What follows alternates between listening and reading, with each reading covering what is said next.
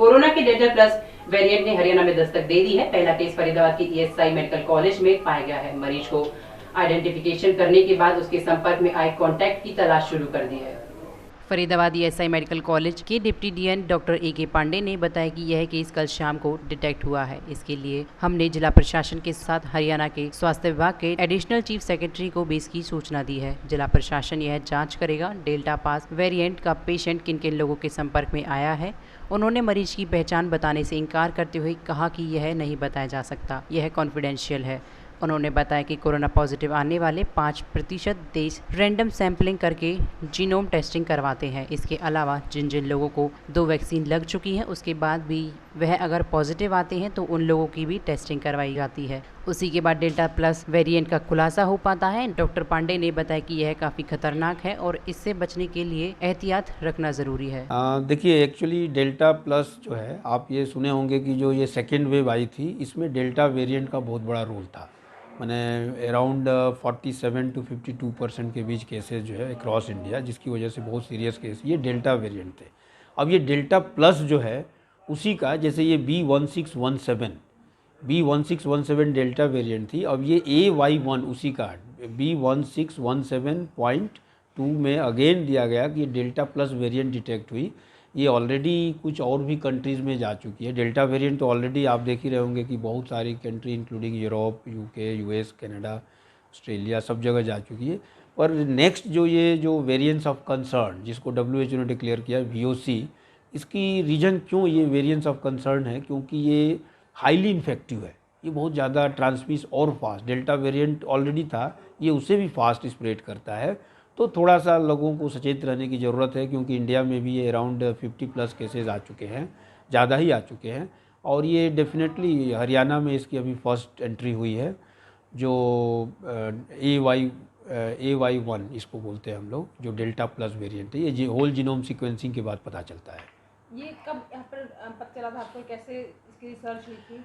देखिए, एक्चुअली एक तो ऑलरेडी एक प्रोटोकॉल है गवर्नमेंट का भी कि कोई भी जो RT-PCR लैब है या जो कोविड हॉस्पिटल है वहाँ से हर महीने जो सैंपल की जाती है रैंडम, एक तो 5% ऑफ टोटल पॉजिटिव, दूसरा है कि जितने री इन्फेक्शन केसेस आते हैं, एक बार के बाद दूसरी बार भी हो गया, तो उन लोगों के सारे सैंपल, और कोई भी फॉरेन रिटर्न या तो फॉरेन सिटीजन हो या इंडियन सिटीजन फॉरेन ट्रेवल करके आया हो, तो उनमें अगर पॉजिटिव आता है तो वो सारे पॉजिटिव सैंपल्स को IGIB होल जीनोम सीक्वेंसिंग के लिए भेजी जाती है। ये एक ट्रेंड है जो हम लोग हर महीने भेजते हैं।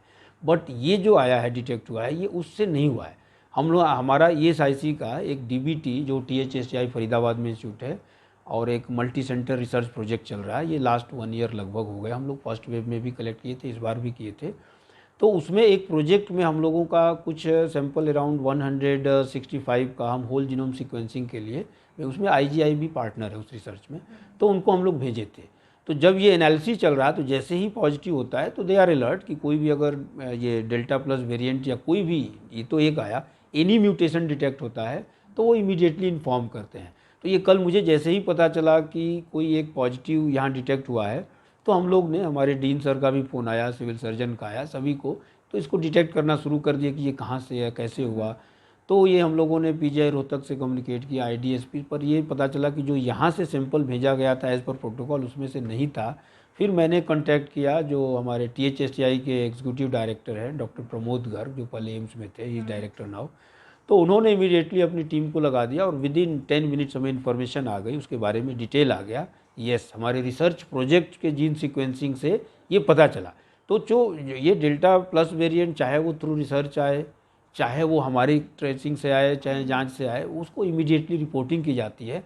तो हम लोगों ने इसकी information additional chief secretary health government of Haryana को इन्फॉर्म कर दिया है। तो इसकी उम्र क्या होगी? अगर एरिया बता सकते हो, एरिया बता दीजिए। नहीं, देखिए, एक्चुअली आप कहीं ना कहीं हम कॉन्टैक्ट ट्रेसिंग छोड़ दीजिए, वो डिस्ट्रिक्ट एडमिनिस्ट्रेशन और स्टेट एडमिनिस्ट्रेशन वो कॉन्टैक्ट ट्रेसिंग पर लग चुके हैं, वो टीम लगी हुई है और वो अपना काम कर रही है। पेशेंट की आइडेंटिटी कॉन्फिडेंशियल रखी जाती है, हमारे कुछ लिमिटेशंस हैं। कितना खतरनाक है अदर वायरस जो पहले?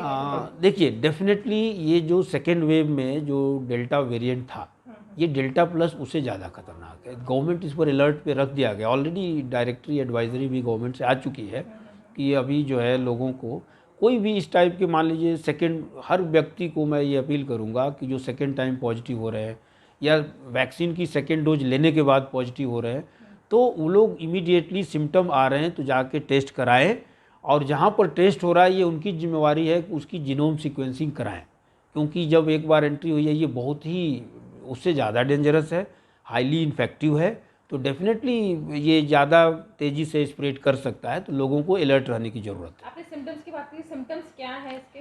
देखिए सिम्टम मोर और लेस सेम ही होंगे, इसमें भी जो है आपको फीवर, कफ, कोल्ड होगा, इसमें भी चूँकि इसकी भी एंट्री लंग्स में ही फास्ट होती है तो ऑब्वियसली ब्रीदिंग डिफ़िकल्टी भी हो सकती है, तो सिम्टम में आपको ज़्यादा चेंजेस नहीं आएगा। तो इसकी अगेन आपको जीनोम सीक्वेंसिंग के ही थ्रू इन्फॉर्मेशन पता चलेगा कि ये वही वेरिएंट है कि नहीं।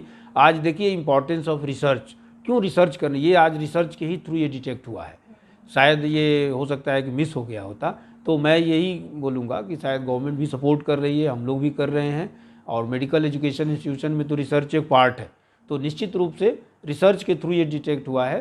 तो मेरा ये है कि research activity should be part and parcel of Covid type of hospital.